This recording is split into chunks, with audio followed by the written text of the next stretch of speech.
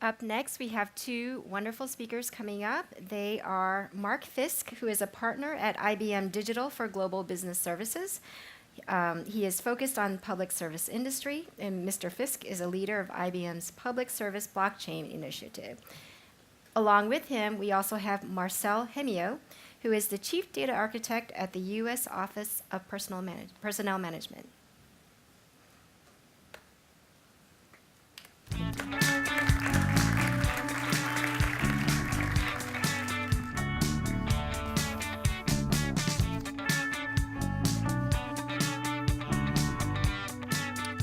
Okay, thanks everybody. We thought it'd be worth a minute to introduce ourselves a little bit more. I have the benefit of having been in your seats about a year ago this time, thinking about the challenges, the tremendous visionaries we had come talk to us about blockchain. I'm sure Perion it'll be better this year, but it was really great last year. And then really, taking that next step from the visionaries that were talking about blockchain to starting to think about, we were given kind of three things out of last year: educate, investigate, and test where blockchain may fit. And that was followed by about 1 million use cases, right, of where it may or may not work. And then followed by this tremendous hype curve that says it's going to solve world hunger, literally. So what my role is, I've been in public sector for 25 years. And so I feel like I'm a little bit of the honest broker in the conversation, looking at the capabilities of blockchain, but where they really add value to federal, state, and local government and their interaction in the business networks. Marcel.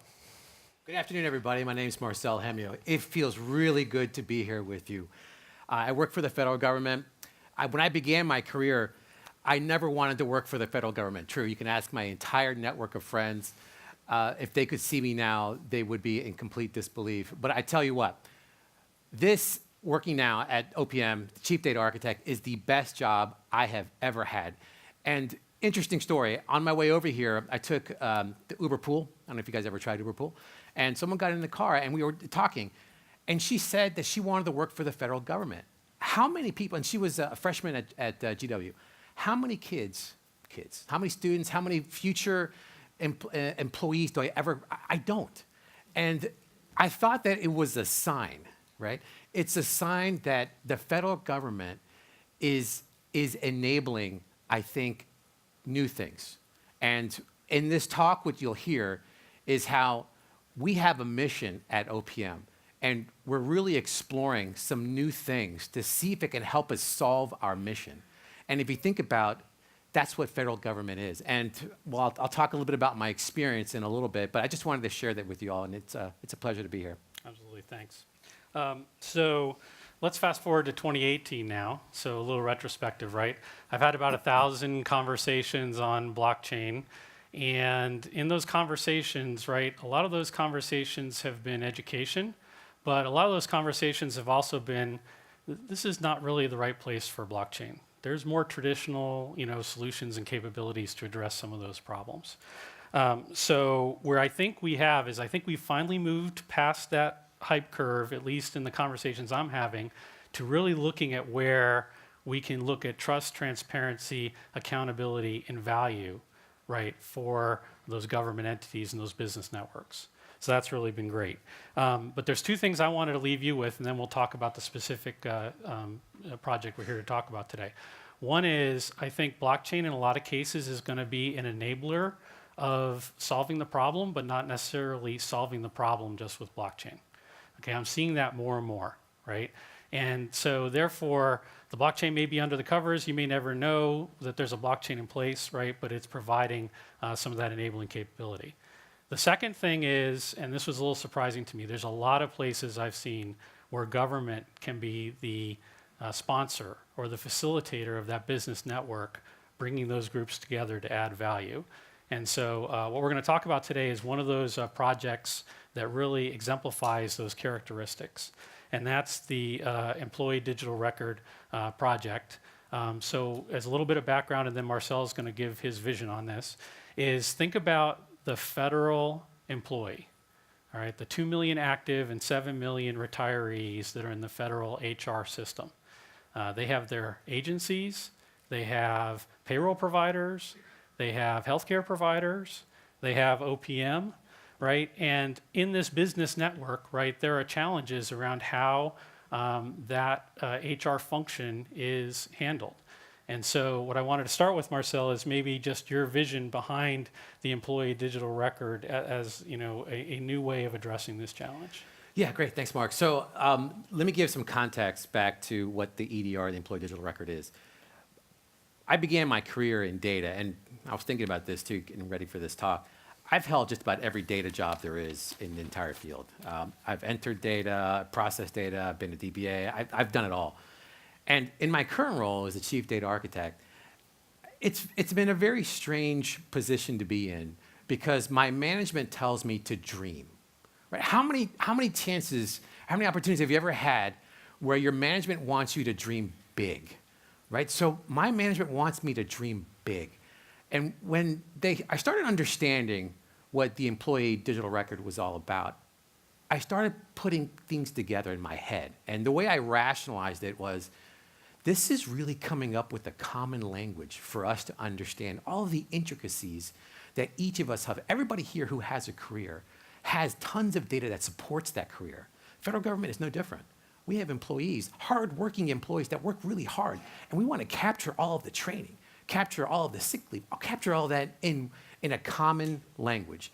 And that common language is best looked at, best smelled at, best felt like a data standard. And so that is my perspective.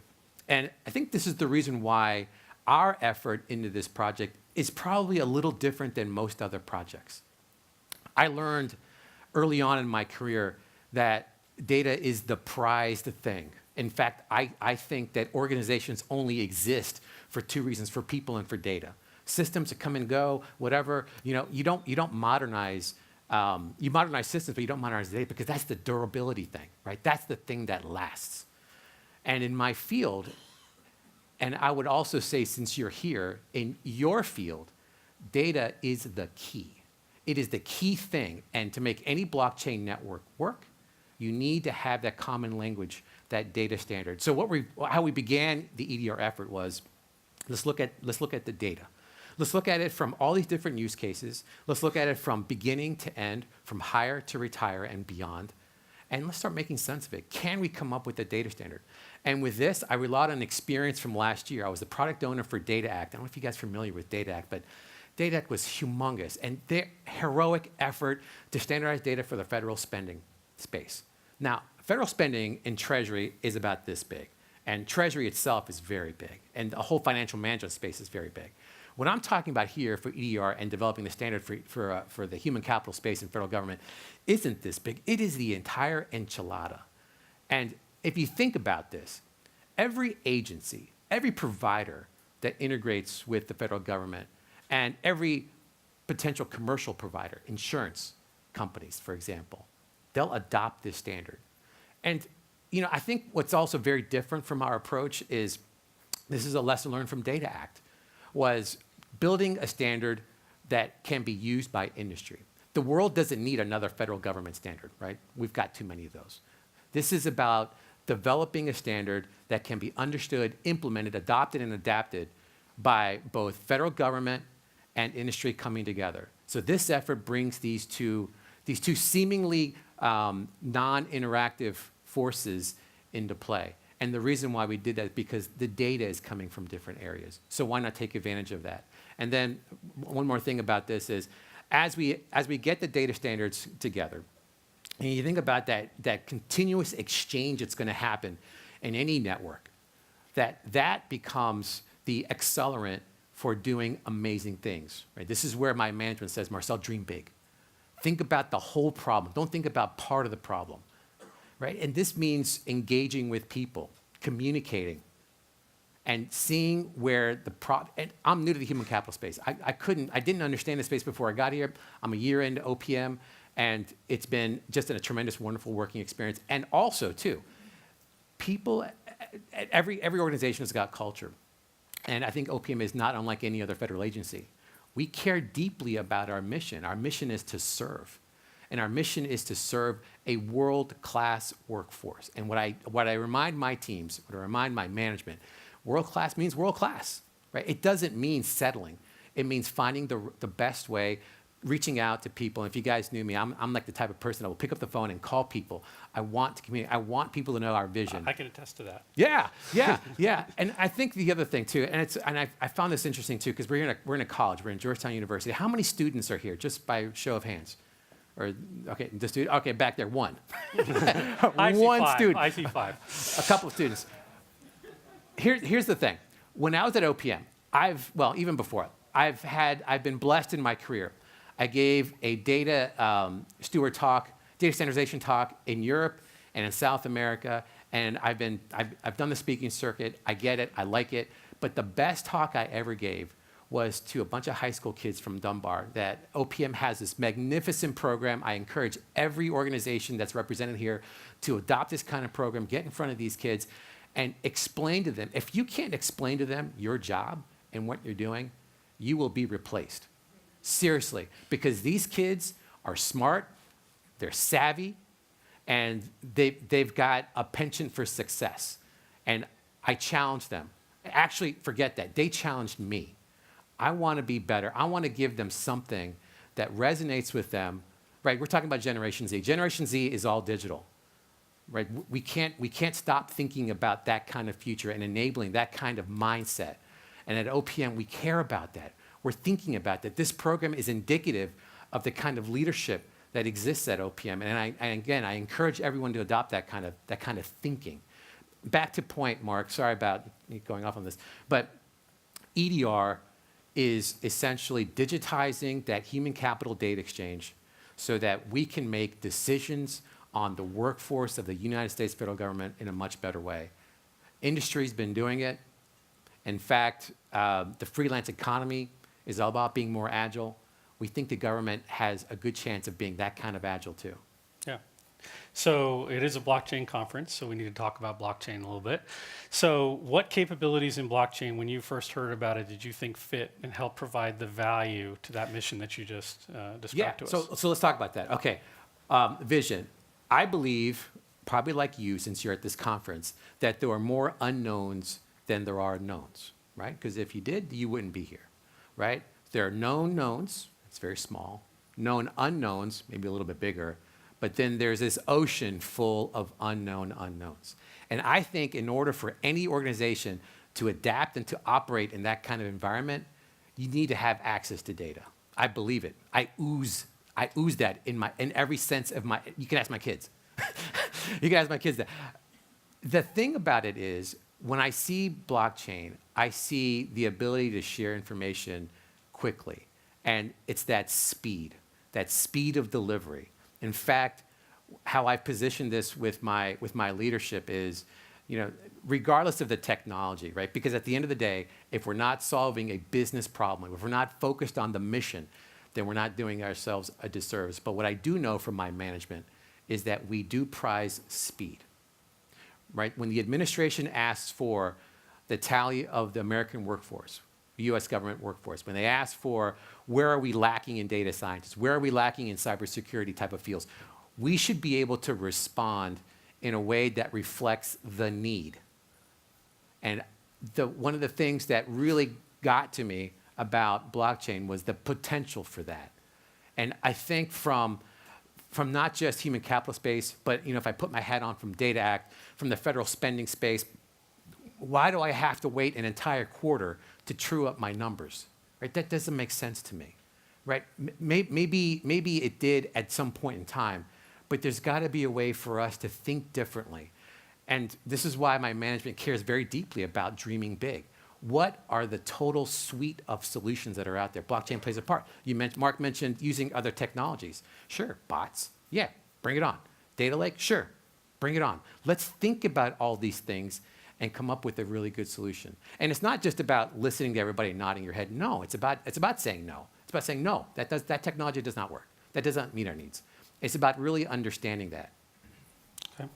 So I want to kind of grab one of those topics that's always there. You mentioned cybersecurity.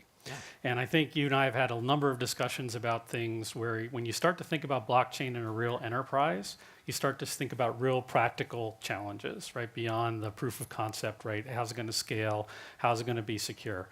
And so I know we've had a lot of discussions, for example, around off-chain and on-chain data, around PII. Maybe you could talk about some of those characteristics of blockchain that really help to, not necessarily solve that problem, but provide some options. So today, in today's workforce, actually, let me answer it this different way. When I was introduced to my team, one of the first questions I asked my team was, what do you think the federal government is known for? Right? And I think it's a fair question, right? A lot of you guys, I hear some snickering. A lot of you guys understand that the federal government is probably this big, huge thing, right? How can things could possibly get done? And it explains the reason why I didn't want to become a federal government employee. But now that I'm in it, it's hard. It's hard because the federal government is so big, right? And it's big because there's a lot of things that we got to get done. And we got to, every agency is so focused on mission. And sometimes the mission gets tweaked by a congressman. Sometimes the mission gets tweaked by presidential mandate, and we have to react. And who is a federal government employee here knows what data calls are like and responding to OMB data calls. The reason why we do that is because we don't have access to the information as quickly as we need it to be. Mm-hmm. This goes back to the unknown unknowns. We can't predict change, but guess what? It's going to happen. Change will happen.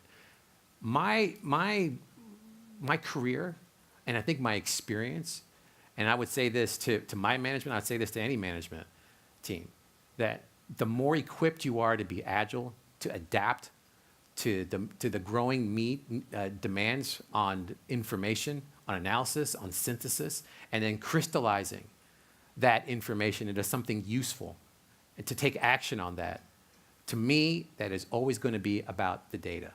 And speed of delivery, like I mentioned before, digitization. And where I was going with this, Mark, was forms. Every federal government employee knows there's about 50 forms you got to fill in if you want to transfer from one agency to another agency. If you want to apply from this school into the federal government, again, it's about 50-some forms. And those are all necessary. They're all very good things in there. We need to prepare to bring you in. But a lot of that can be digitized, right? And so one of the things that we're thinking about is digitizing all that data. Again, that's another enabling capability we have in our EDR program. Speed was one, digitizing was another, data standardizations is another. And security. And then security, making sure that data is secure.